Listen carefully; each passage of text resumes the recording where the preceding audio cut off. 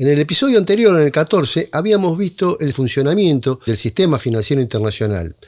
En este episodio número 15 vamos a abordar el tema de los organismos, que serían como el mascarón de proa de este sistema financiero, que serían la cara visible de este sistema financiero internacional.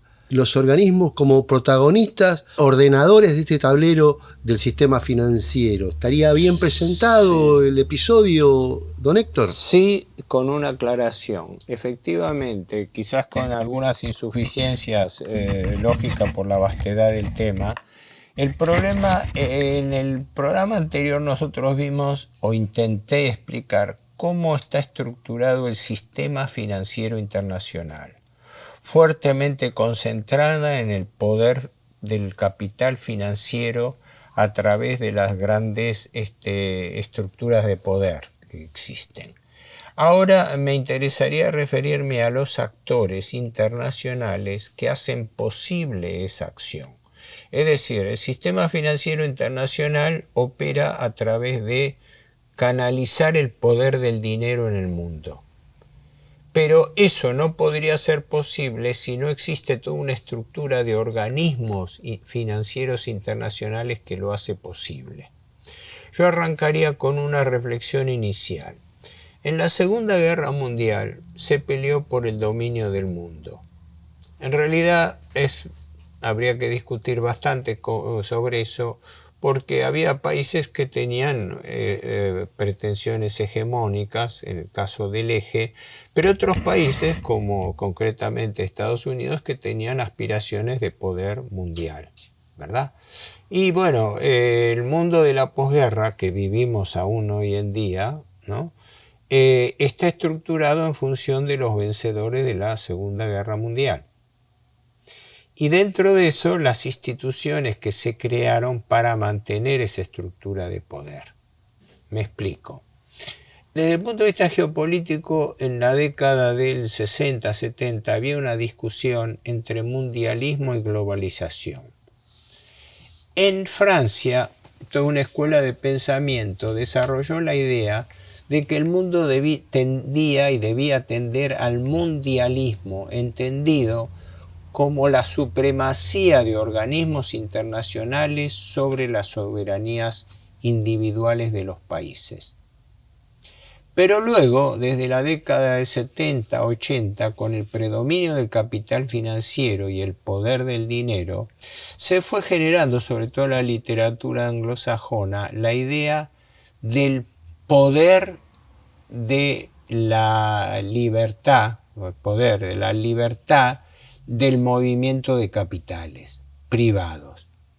¿Me explico? Uno pensaba en organismos internacionales, pensaba que las Naciones Unidas, las distintas instituciones internacionales iban a ser las que iban a tener el rol protagónico. En cambio, con el tiempo, con las décadas y por influencia del poder, sobre todo anglo-norteamericano o norteamericano prácticamente, y consolidado en el 90 con la caída del comunismo, se estableció lo que ahora se llama globalización. La globalización en realidad es un fenómeno esencialmente financiero.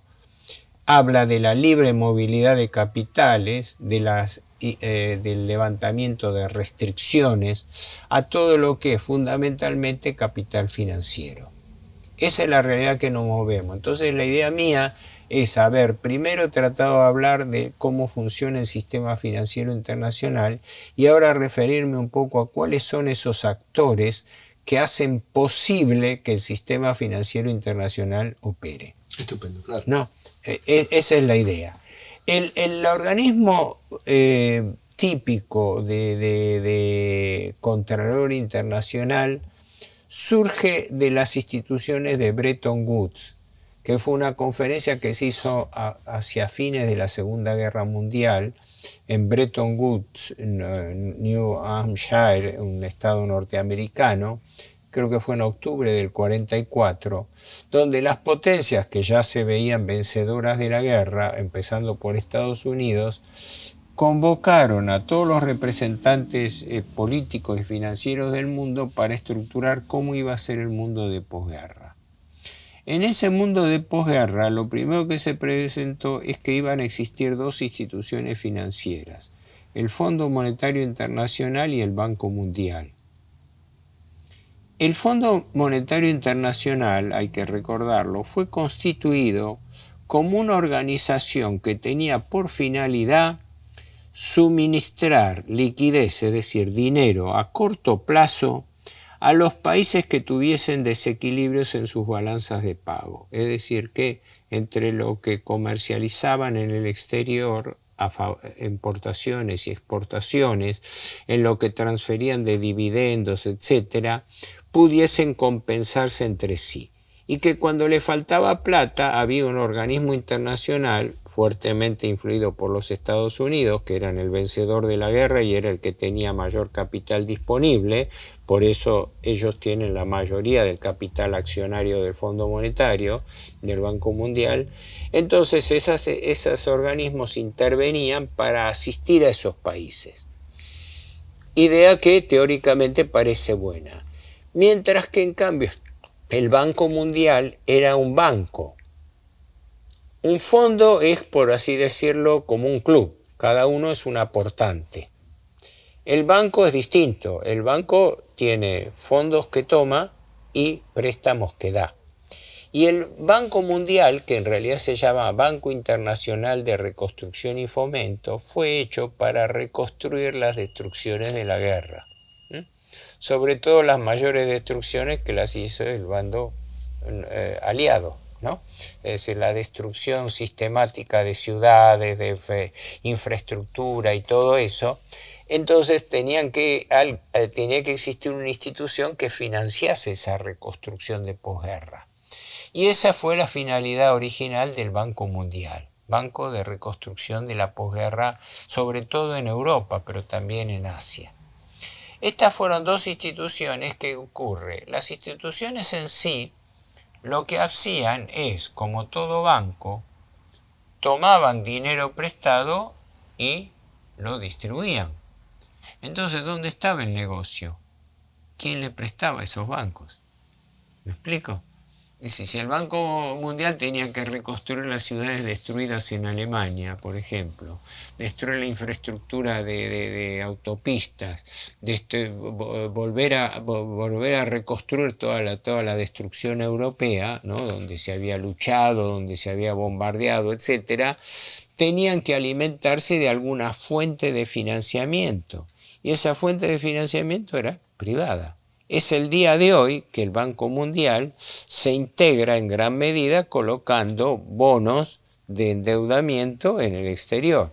No sabemos quiénes son los que invierten bonos, pero va de suyo que son los actores de los cuales hablábamos en el programa pasado, ¿verdad? Grandes grupos de inversión que invierten. Entonces, con esos recursos se mueve los organismos internacionales para distribuir sus créditos, ¿no? Cuando se produce la Guerra Fría, en realidad, pese a que había dos sistemas independientes, el comunismo y el capitalismo, los soviéticos en realidad instauran un sistema equivalente. Porque así como los norteamericanos habían impuesto la dicotomía entre Fondo Monetario y Banco Mundial, los rusos crean el Kameo-Comecon como institución financiera y comercial y el BII, Banco Internacional de Inversiones, que era un equivalente al Banco Mundial. Así que capitalismo y comunismo tenían instituciones análogas de reconstrucción en los países bajo su hegemonía. Y el ejemplo paradigmático fue el Plan Marshall de 1947 que instaura Estados Unidos, tantas veces elogiado. Pero ¿cuál era la clave del Plan Marshall? Que el Plan Marshall era un paquete de créditos que daba el gobierno norteamericano, asistido por la Reserva Federal, por su Banco Central, un paquete de créditos dado a los países europeos. ¿Para qué? Para que reconstruyan y a la vez para que con esos fondos comprasen alimentos e insumos en los Estados Unidos. O sea, le prestaban plata a los europeos para que los europeos con esa plata comprasen insumos norteamericanos. Es decir, estaban haciendo el característico préstamo usurario. Yo te presto a vos para que vos me compres a mí, porque si no, la Europa destruida no tenía fondos para hacerlo. Sí. Entonces, esta es la lógica de los organismos internacionales que le sirven de cobertura a los negocios de capital privado, porque en definitiva las obras no las hacía el Estado, las hacía el Estado con préstamos extranjeros o las hacían directamente a través de privatizaciones grandes grupos privados.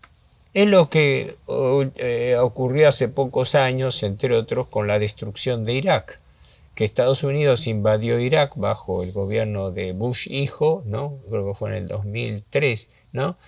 Para hacer pomada del país y todo, y luego empresas del grupo Halliburton, que estaba vinculado con la CIA, ¿no? Presentarse a concurso y ganar todas las licitaciones bajo el amparo norteamericano para reconstruir Irak, después que ellos lo destruyeron. Eso fue la lógica del plan Marshall. Ahora, ¿qué pasa? Toda esta red de contactos funciona, en mi opinión, como una estructura de superficie. ¿Para qué?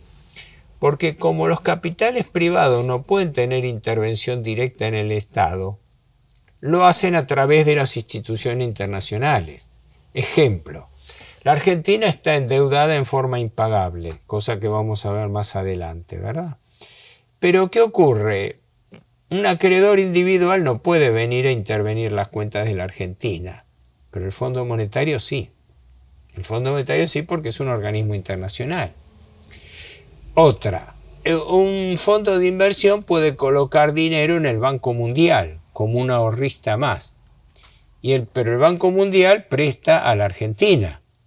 Entonces, si la Argentina tiene un problema con el Banco Mundial, se la tiene que ver con un organismo internacional que tiene incluso extraterritorialidad.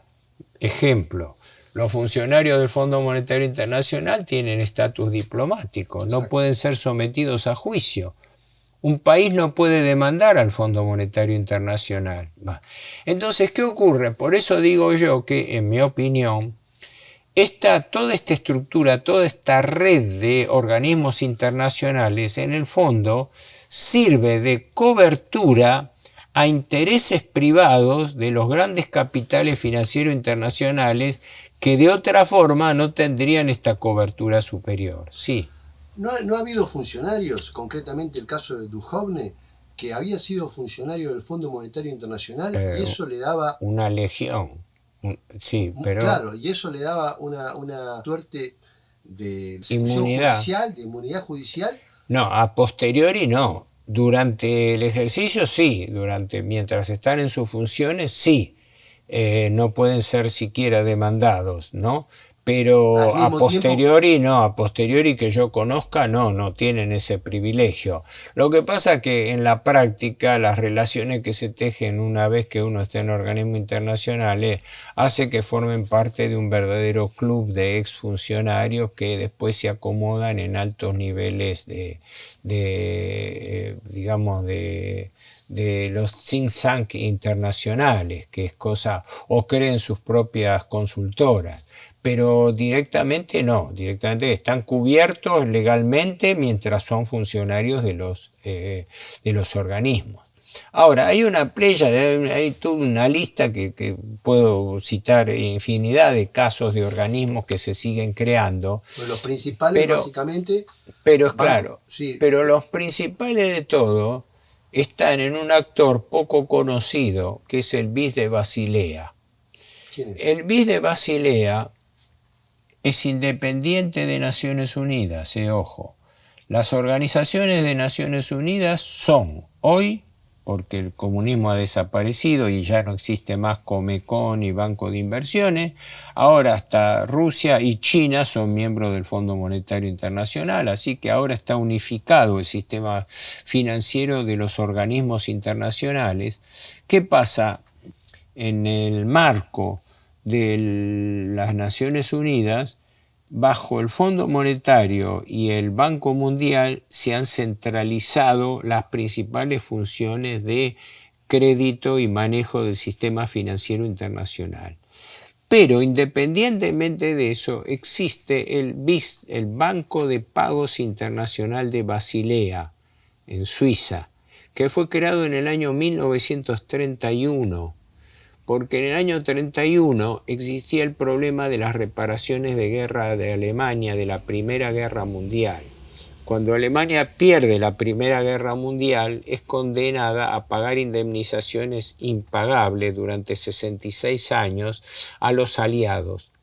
Y a su vez Estados Unidos, que había sido el gran prestamista de la guerra, se queda en su favor con créditos millonarios de los países aliados, Inglaterra, Francia, Bélgica y todos los países que habían recibido ayuda norteamericana durante la guerra. Entonces, dado que había deudas por reparaciones de guerra de Alemania y deudas interaliadas, como no había un mecanismo adaptado para eso, en el año 1930 o 31,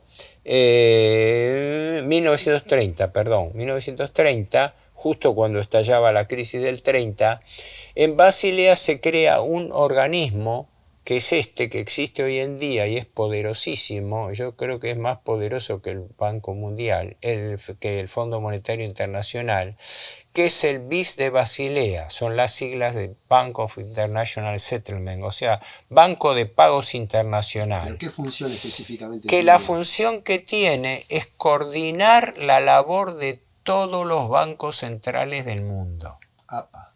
Recordás que cuando en programas anteriores, 2 programas atrás, hablamos del Banco Central, nos hicimos la pregunta de toda esta gente que pide la independencia del Banco Central. Si el Banco Central no depende del Estado, ¿de quién depende? Depende del BIS de Basilea, que es el que fija las normas internacionales que tiene que cumplir todo Banco Central y que concentra la regulación bancaria internacional de todos los bancos centrales del mundo, y que es tanto más importante y pesado que el Fondo Monetario Internacional. Que es un privado, entonces. No, no es privado, es público, mejor dicho, es mixto, porque hay bancos centrales que son privados. No, me refiero al BIS de Basilea. El BIS de Basilea está integrado por los bancos centrales del mundo. En la práctica lo integran unos 30, 35 o 40, que son los más representativos, porque los otros son por ahí republiquetas de Oceanía, de Iberoamérica, que no tienen ningún peso. Pero creo que, no sé si la cantidad de miembros anda alrededor de los 40. Controlan los principales bancos centrales del mundo. Quiere decir, fijan las reglas financieras.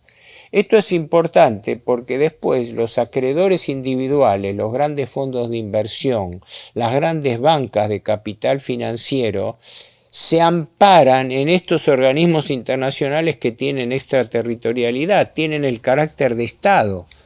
Así como comentábamos que el Fondo Monetario no puede ser demandado, el BIS de Basilea la gente ni sabe que existe, ¿verdad? Y es la entidad, yo creo, más importante que el Fondo Monetario Internacional, porque es el que regula todas las transferencias. Por ejemplo, todas nuestras reservas internacionales del Banco Central, en su mayoría, casi todas están colocadas en el BIS de Basilea. Y en el BIS de Basilea la tienen como un depositante más a la Argentina, a la cual le dan unos céntimos de tasa de interés por el capital inmovilizado allí.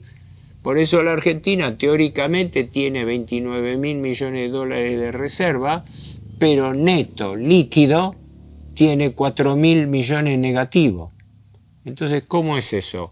¿Cómo es que la Argentina tiene nominalmente reservas por casi 30.000 millones de dólares, pero cuando vas a la caja del Banco Central te faltan 4.000?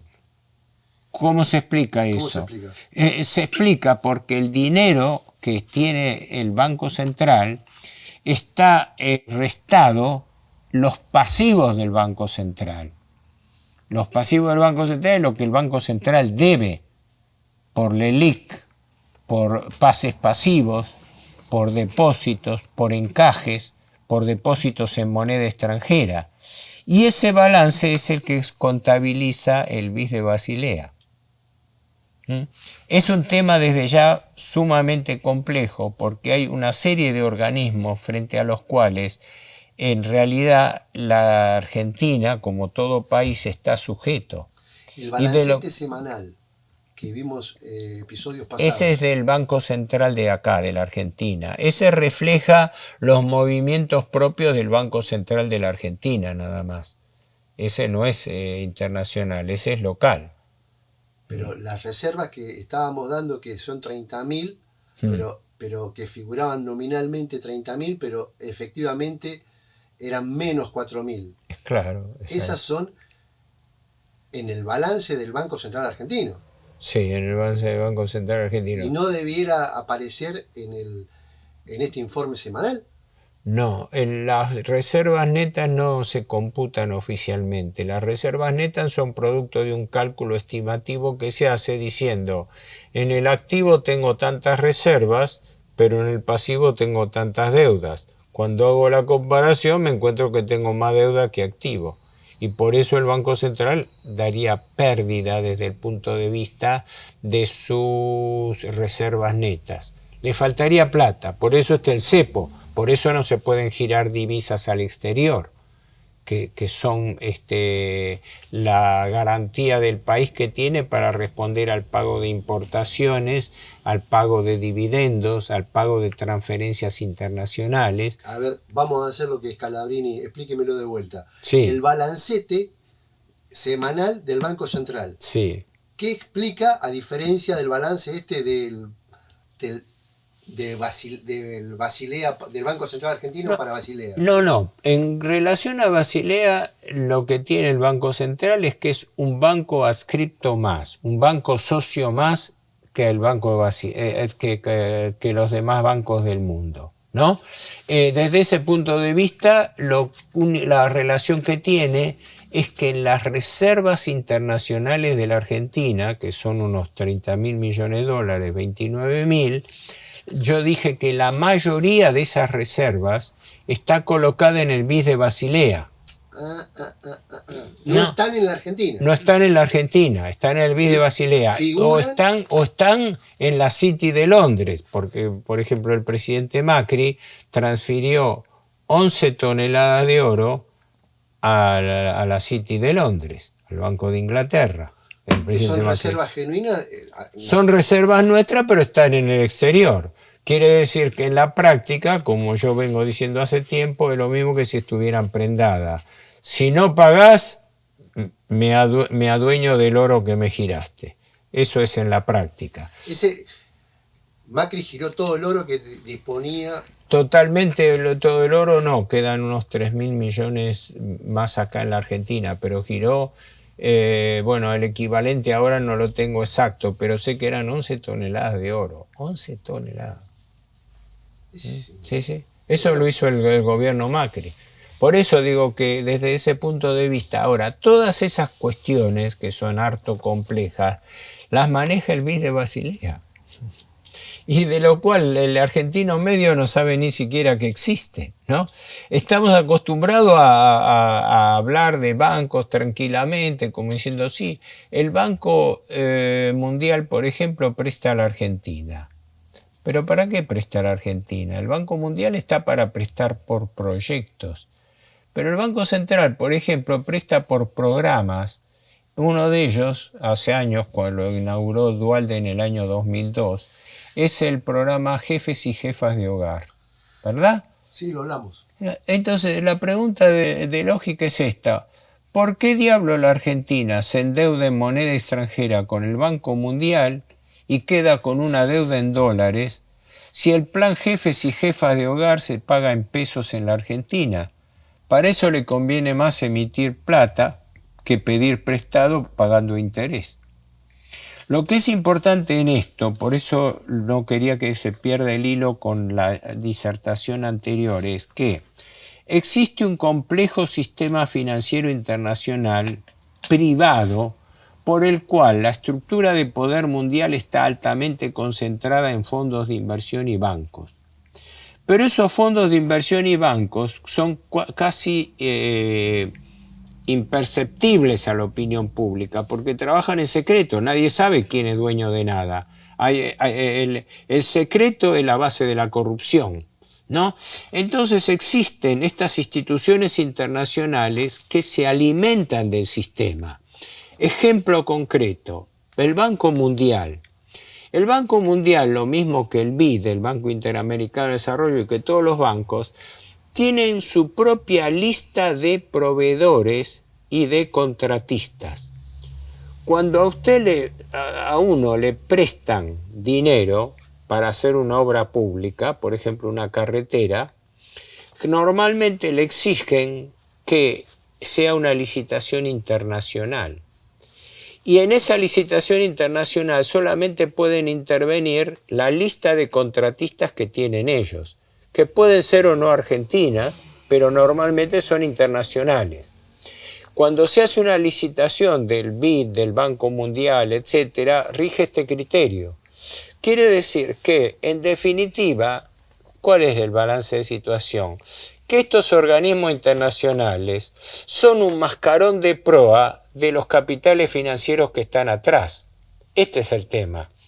O sea, existe un sistema financiero internacional privado que controla el mundo a través del poder del dinero, el capital financiero. Pero ese capital financiero, aparte de ser secreto, de no conocerse, opera a través de los organismos internacionales.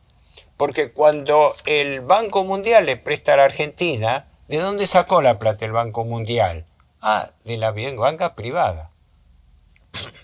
Cuando el BID le presta a la Argentina, ¿de dónde lo saca? No, también de aportantes privados.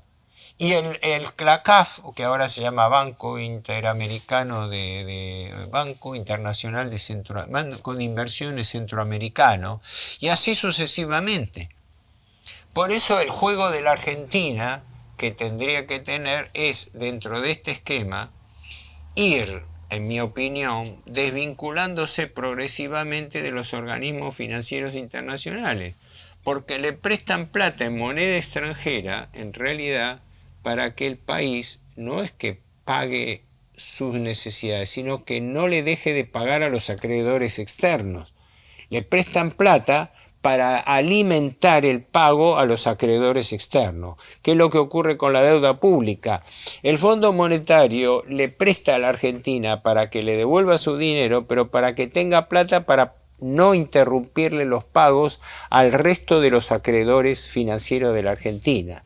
En consecuencia, estas instituciones internacionales son básicamente intermediarios entre el sistema de los grandes bancos y fondos de inversión y los países. Y como tienen estatuto internacional, cuando el país firma un acuerdo con el Fondo Monetario, por la Constitución, artículo 22, tienen el equivalente a tratado internacional. No es chiste, cuando la Argentina firma un acuerdo con el Fondo Monetario Internacional, equivale a un tratado internacional. No es que está tomando un préstamo así aislado. Y lo mismo ocurre con los restantes organismos, algunos de los cuales ni siquiera se puede desvincular. Esto es lo que, no sé si queda claro. Estaría bien decir, don Héctor, que organismos como el Fondo Monetario Internacional, que muchos periodistas o economistas del establishment nos lo presentan como un organismo que viene a ayudar a los pueblos necesitados. Sin embargo, es un organismo que representa al poder financiero privado. Exacto. Es decir, yo lo precisaría así. El Fondo Monetario no ayuda a los países, ayuda a los acreedores de los países. Es decir, le supervisa, le audita las cuentas para garantizarle a los acreedores cuánto puede pagar el país. Y consecuentemente actúa como intermediario para fijarle las condiciones de ajuste al país para que de esa manera el país pueda garantizar el pago a los acreedores externos. Yo lo que traté de hacer en esta charla, complementándola con la anterior, es lo siguiente. dar un brevísimo panorama que pido disculpas a los espectadores porque sé lo denso y lo complejo que significa tratar de entender esto en pocas palabras. ¿Por qué? Porque tiene que entenderse que existe un sistema financiero internacional privado y que luego sobre eso existen actores públicos que se encargan de la superestructura de control a través del cual estos acreedores privados operan en el mundo. De tal manera que el país no puede confrontar directamente con ellos sin exponerse a ser sancionado por estos organismos internacionales. Transforma obligaciones individuales en obligaciones de derecho público. Esta es la gran trampa que existe y hasta aquí llego porque la idea es que toda esta, llamémosle larga introducción que hemos visto hasta ahora, debiera servir a mi juicio para entrar en el tema concreto, que es la deuda. Porque dentro de este contexto es que va a haber que analizar la deuda argentina. Cuando después hablemos del Fondo Monetario, cuando después hablemos del sistema financiero internacional, cuando después hablemos de la emisión monetaria, nos vamos a remitir a estos conceptos preliminares. Yo no sé, pido disculpas por anticipado si no he sido lo suficientemente claro, porque estas charlas son charlas informales. No digo, sí, informales, no improvisadas, porque yo me anoto algunas cosas de recordatorio, pero son charlas informales que lo que pretenden es poner más o menos en cuadro de situación a la gente para que en lo posible el hombre medio pueda después entender cómo viene la problemática de la deuda y sus consecuencias, y lo principal final de todo, cómo esas consecuencias le afectan a su bolsillo. Porque lo que la gente no se da cuenta es que cuando estamos hablando de estas cosas que parecen etéreas, que parecen cosas de otro mundo, cuando llegue el momento las estás pagando con tu bolsillo. Directamente. ¿No?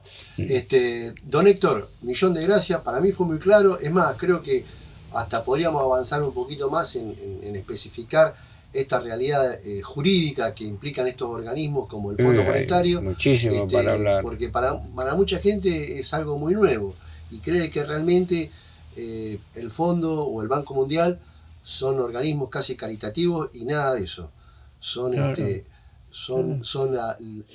el vehículo a través del cual opera el sistema financiero internacional. Porque el sistema financiero internacional está altamente concentrado en manos de pocos grandes bancos, ¿no? y fondos de inversión, y esos fondos de inversión actúan bajo la cobertura de estos organismos internacionales. Sistema financiero internacional buitre. Sí, la concepción de buitre es la que se produce, eso es un caso específico, es cuando se produce una operación medio pirata, ¿no? de comprar bonos basura. Claro. Pero la idea central, repito, es esta. El sistema financiero internacional privado manda sobre estos organismos financieros para que estos organismos financieros actúen como auditores de sus intereses. Entonces estos organismos no defienden ni ayudan a los países, ayudan a los acreedores de los países, que no es lo mismo. Es decir, yo no te ayudo a vos, ayudo a un tercero para que ese tercero te controle y tenga garantizado que vos le vas a pagar. Bueno, don Héctor, realmente ha sido clarísimo y muy fructífero este episodio. Nos estamos viendo la semana que viene. Bueno, ok. Gracias por el programa. Listo. Chao.